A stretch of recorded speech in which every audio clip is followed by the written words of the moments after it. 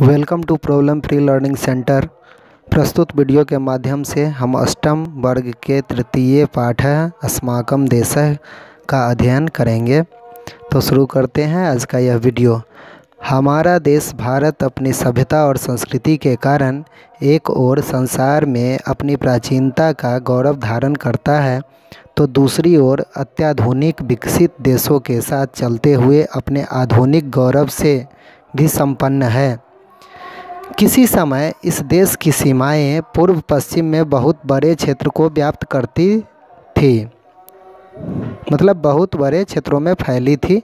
भले ही आंतरिक राज्यों की उपस्थिति यदा कदा संघर्षात्मक भी होती थी, कभी कभी इसमें झड़प भी होता था, किंतु आज यह उपमहादेश कई खंडों में विभक्त हो चुका है। यानी ये भारत उपमहादेश था, यह कई खंडों में विखंडित हो चुका है। भारतवर्ष के नाम से अवशिष्ट देश अत्यधिक संपन्न एवं महत्वपूर्ण है। इस पाठ में देश के प्राचीन और आधुनिक दोनों रूपों का यथार्थ निरूपण है। उत्तरम यत्र समुद्रस्य हिमांद्रेशैव दक्षिणम वर्षम तद् भारतं प्राहुः भारती यत्र संततिः। जिसके उत्तर में हिमालय है और दक्षिण में समुद्र बहती हो, वर्ष तद् भारतं प्रायुः, वैसा देश भारत है, और भारती यत्र संतति, और इसके सारे संतान भारतीय हैं। अस्माकं देशः भारतवर्षमिति कथ्यते, हमारा देश भारतवर्ष कहा जाता है।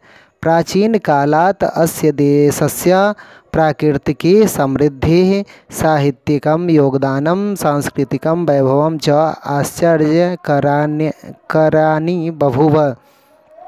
पुराने समय से इस देश की प्रकृति की समृद्धि, साहित्यिक योगदान, सांस्कृतिक वैभव, ये सब आश्चर्यजनक था।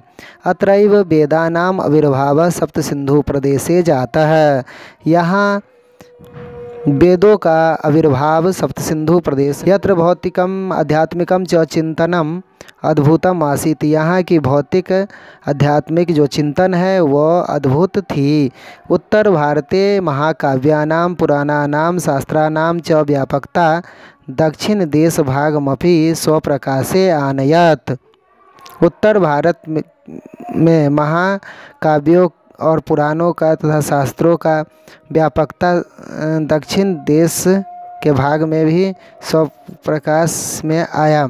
अत्रापि शिल्पाधिकारकम, यहाँ शिल्पाधिकारकम प्रभृतयः ग्रंथा प्राचीन कालतः एव तमिल साहित्यस्य गौरवं वर्धितवन्तः, यहाँ और भी कई ग्रंथ प्राचीन काल से तमिल साहित्य के गौरव को बढ़ा रहा है। संपूर्णस्य भारतस्य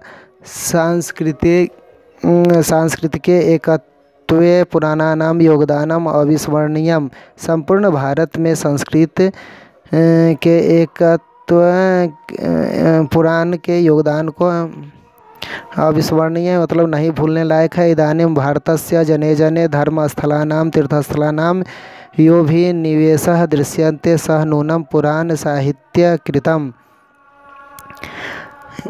इस समय भारत के लोगों में धर्म स्थलों में तीर्थ यात्राओं में भी ये दिखाई पड़ते हैं।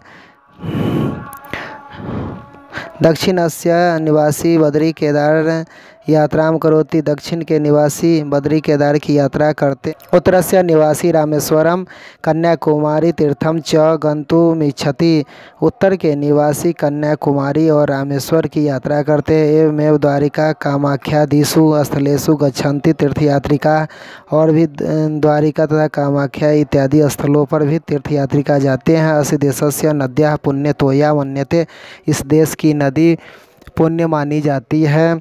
पर्वताः पावनाः कथ्यन्ते, पर्वतों को पावन कहा जाता है। वृक्षा पूज्यन्ते, वृक्षों की पूजा की जाती है। प्रकृति प्रति भारतीयानाम आश्चर्य करम आकर्षणमासीत, प्रकृति के प्रति भारतीयों का आश्चर्य रूप से आकर्षण है, मतलब बहुत ही आकर्षण है। पूजनीयत्वात् प्रकृतेः प्रदूषणं पापं मन्यते स्म, पूजनीयत्वात् प्रकृति प्रदूषण मतलब पूजन के दौरान प्रकृति को प्रदूषण करना पाप माना जाता है। एवमेव पर्यावरणस्य काफ़ी समस्या अत्र नासीत, अतएव पर्यावरण का कोई भी समस्या यहाँ पर नहीं है, यानी प्रकृति को यहाँ दूषित करना पाप माना जाता है, जिसके कारण यहाँ प्रकृति को शुद्ध रखा जाता है। अस्मिन् देशे विज्ञानस्यापि महती प्रतिष्ठा आसीत् है। वास्तुशिल्पिनः विशालानि मंदिरानि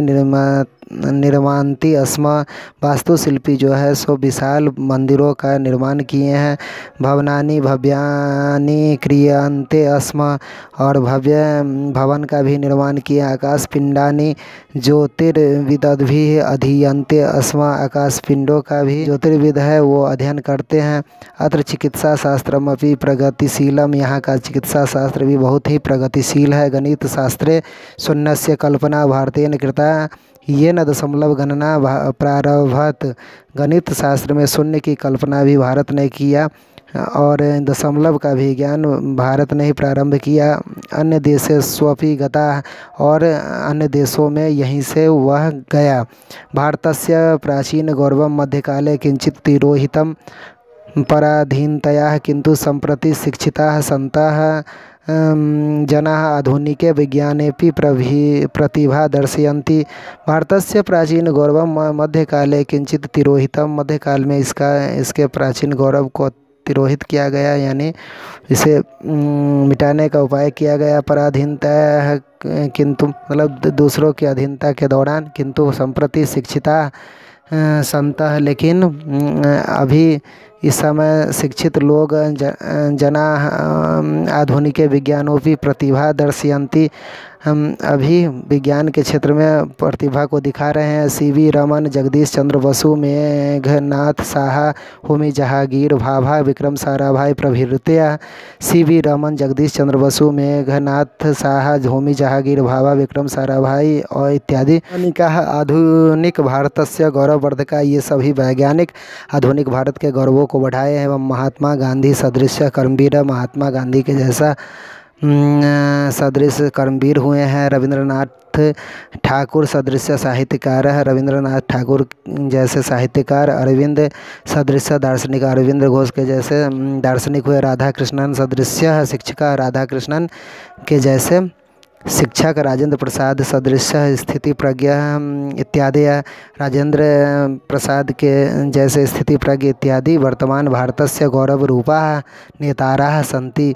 यह वर्तमान भारत के गौरव स्वरूप नेता हैं। सम्प्रति देशस्य विकासः सार्वत्रिकः वर्तते।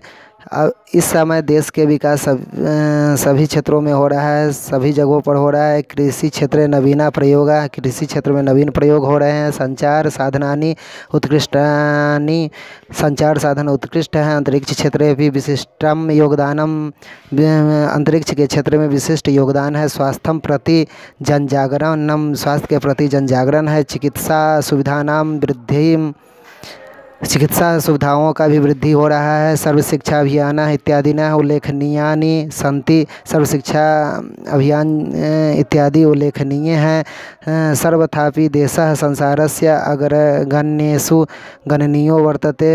हमेशा देश संसार के अग्रणीय देशों में गिना जाता है। यदि यह वीडियो आप लोगों को पसंद आया हो तो इसे लाइक करें, शेयर करें तथा हमारे चैनल को सब्सक्राइब करें। मिलते हैं अगले वीडियो में एक नए पाठ के साथ, तब तक के लिए धन्यवाद।